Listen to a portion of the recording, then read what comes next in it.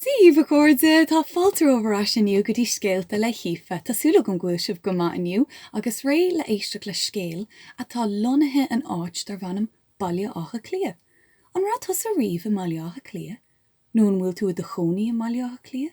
Tám sé i mo chonaí i mbaile ácha clia agus an scéal atá agan nniu tá sé faoi an chanáil mhór atá i mbaile ácha clia. So chanáil tá sé cosúla abhainn agus tá sé fada taon sé go thomláin tríd baile ácha clia agus an scéal atá agan nniu tá sé an tanamatá ná an chanáil. So feic seo an chanáil an seo na páistí a lig atá ina chonaí in aice leis. Fáin go bhfeicean muid ná. Wow, sin baile ácha clia an sin feic, sin an cathair agus seo an chanáil an seo feic tá sé an ada ar fad. So an chanáil a gléitear ar an scéal seo, tá sé Scríofa agus Maisithe ag Marie-Louise Fitzpatrick agus Bernardine na Giolla Phádraig a rinne an Leagan Gaeilge dúin. So gur mágad Bernardine. Bugad mé sús mar seo é, ná sin níos fearr. Tá tíreanán ina chonaí i mbaile ácha clia. Tá a cheach in aice leis an gnáil mhór. Thug daddy na nullag chuileán beag dó an nullig seo caite. Bórán is anam don chuileán. Bhí an anspórt ag tíreanán agus bórán le chéile. Féicear, sé ólan ar fad.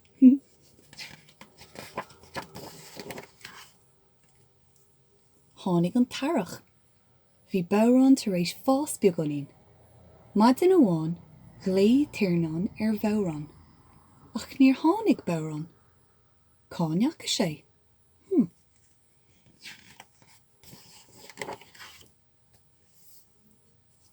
Rit tíreanán sús síos an bóthar ag lurg bóráin. An wacha tú bórán ar sesin leis an bhrastalí. Tá sé leir leis an bhrastalí.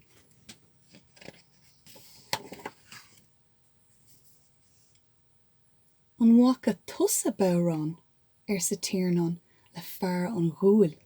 Feic, tá gúil aige.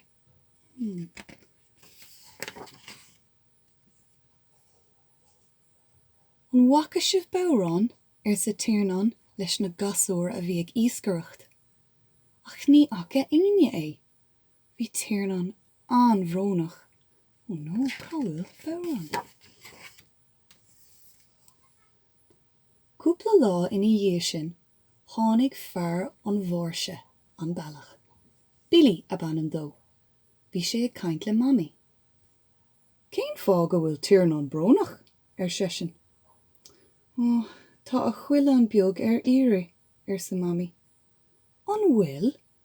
Ar sa Billy. Tháinig mise ar chuileán beag an lá hana.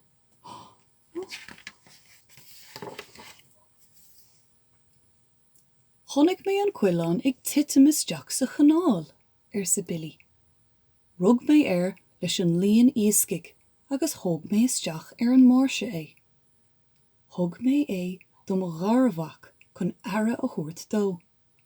Tá sesin ina chonaí faoin tua I gundé childara. Féach buígus mór le dia, chabhraigh Billy leis an chuileán. Bé mé ag dul ann amórach.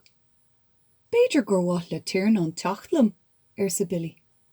Dúirt mami go raibh cead ag tíreanán dul ar an mórse go chundé childara. Bhí an áthas ar thireanán. D'imigh siad go luath ar maidin. Féic ar thireanán, mála beag aige, sé géimeacht. Thaithin an turas go mór le tíreanán. Tháinig sé porc ina glasa, agus ba, agus cuireadh iontu. Tháinig sé capal rása an muid ag tréanáil. Féic ar na capal, na ba, na cuireadh ar fad.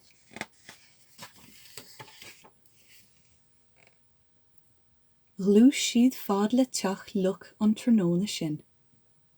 Thairng Billy isteach leis an mruach. Amach le muintear an tí ar an trád.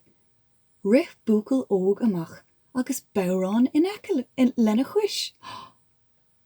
Nach ar thireanán a bhí an riméid a chuileán beag dána a eicáil a ríist. Buíchas a dia tá sé ras.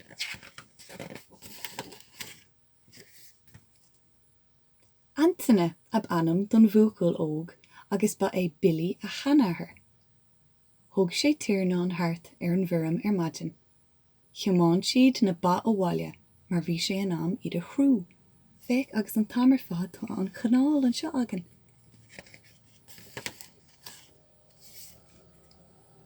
An sin bhí siad ré le dul bháile ar rais go baile átha clia. Ná déon dermid chuiléir maith a fháil do bhórán inis a thiarnán ar sa mami Antainne. Ó déanhí mé é sin ar sa tíreanán. Ní líchí mé é dó dul ar stré a ríist. Féicta sí níos dul bháile rais go baile átha clia. Thug tíreanán cuire de Antainne teachtar cuairt chuige sa saoire. Bhí an áthas ar Antainne. Tháinig sé ar an marse le Billy. Bhí an spórt ag tíreanán agus Antainne agus Bórán le taobh na canála. Ag bhí siad an chóireamach nóir hit aon duine isteach. Féic an saoire atá agan inis agus tá chuile gunne ag sprí le chéile. Agus sin an léirscolann sin a ríis. Wow, féic!